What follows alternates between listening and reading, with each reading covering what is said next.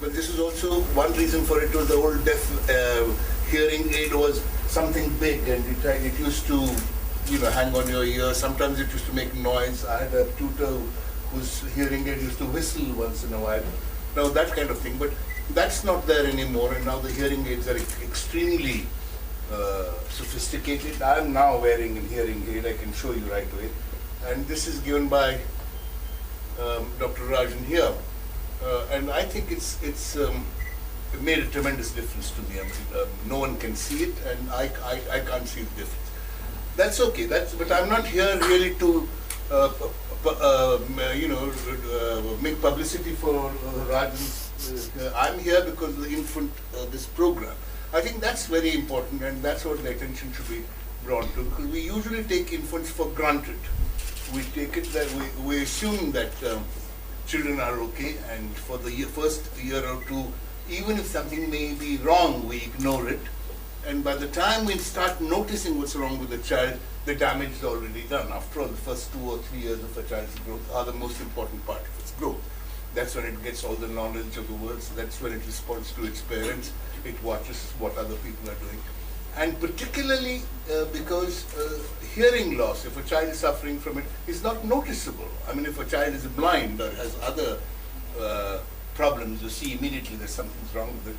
But with a child, you don't, and it's always attributed to something else. The child is slow, it's mentally retarded, it has a speech defect, it has some eye defect, it can't make between, it may not make out the difference between blue and purple, and you think maybe child, but that may be because it hasn't heard the difference between blue and purple being used, or even red and green being used. Now all these kinds of defects are attributed to children. So I think it's very important that we pay attention to children, to infants, that they're tested as they're born, and the awareness comes, and that's why I'm here. I'm here really because I think it's very important that we pay attention to infants as soon as they're born, and if there are some formalities to be put through, which you put children through all kinds of formalities, and if these are also included so that they're tested as soon as they're born for hearing, then you know that they're normal, and then one can continue. Very often with late recognition, there is a denial from the parents, as the doctor mentioned, that they will not accept that there is something wrong with the child, but if it's tested and it's attended to and the whole problem is got over, then the child has a possibility of normal growth, and if it is suffering from certain deficiency, then it can be given the kind of equipment. We live in an age where it's continually already, doctor tells me that the equipment I'm wearing is already outdated. I took it 2 years ago, but he says it's even more sophisticated now, whatever equipment is available. And this is also true of dentures, for instance. Implanting is done with such sophistication that you can't make anything out. So I think it's absurd if our people remain unaware of the facilities that are available to them through science and technology and medicine. And these facilities, sometimes they look expensive, but they continue to become cheaper as time goes on, as more people use. So let me say that I'm here really not merely as a patient of someone who's been handled by the Dr. or the Speech Institute, but also because I feel the point that's being made here is extremely important, that we should attend to infants, that we should come to the help of the infants while we can, so that as many infants as possible can lead a normal life. Thank you. Thank you, sir. Thank you for giving more importance of the infants and giving more information regarding it. And now we open the session for further discussion and any further queries if you have. Around 800 rupees for the infant hearing screening program. Yes, sir. We have 4 centers, so located in Residency Road, Koramangala, Indiranagar and Malleshwaram. So any one of the center the parents can approach, and we will be happy to help them.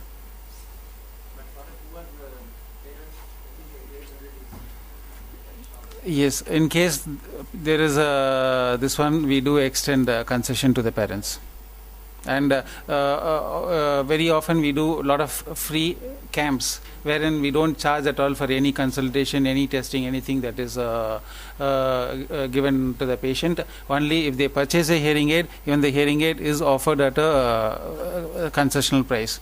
In fact, we had done a program with the police commissioner's office where the police personnel were tested, and a lot of hearing aids was also distributed to the people.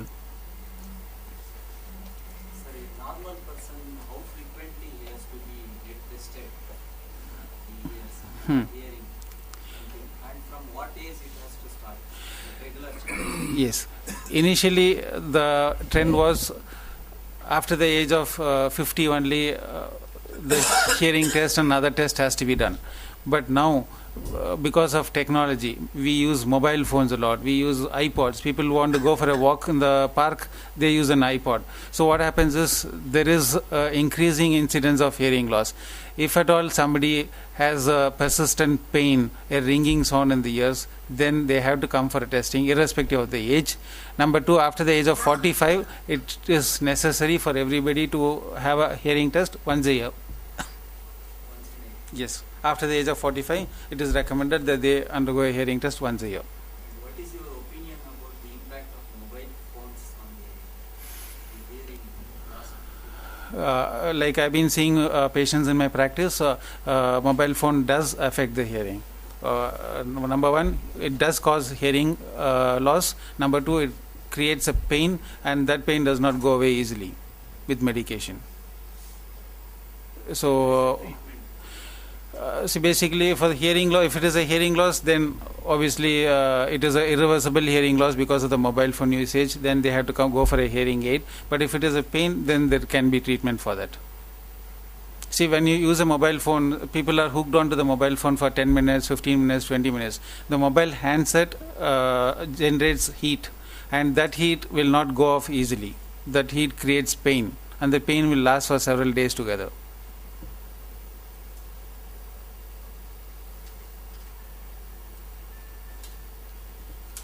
Yes, sir. Ringing sound in the ears or tinnitus. Yes. Is there any specific reason we go for? There is no specific reason for tinnitus. One, it can be an indication of onset of a hearing loss.